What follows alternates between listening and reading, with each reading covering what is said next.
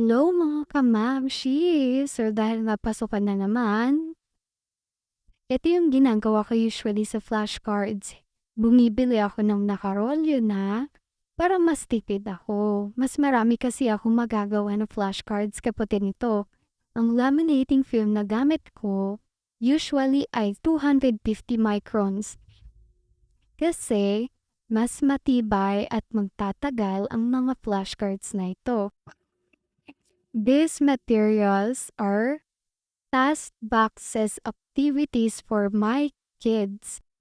Kaya napakahalaga na kung gagamit kayo ng mga materials ay sisiguraduhin natin na matibay, dekalidad at sisiguraduhin nating magtatagal. Dahil kung ang gagamitin lamang ay 125 microns, maaaring isa, dalawa, o tatlong gamitan lamang ito at masisira na o maaaring tupiin at uulitin muli. Sayang ang oras, pagod, at syempre, materyales. Ito ay laminated tracing cards, so erasable siya, reusable. At the same time, it will save you a lot of time assessing your kids kung kaya ba nila paano magsulat independently, minimum to maximum assistance. Thank you.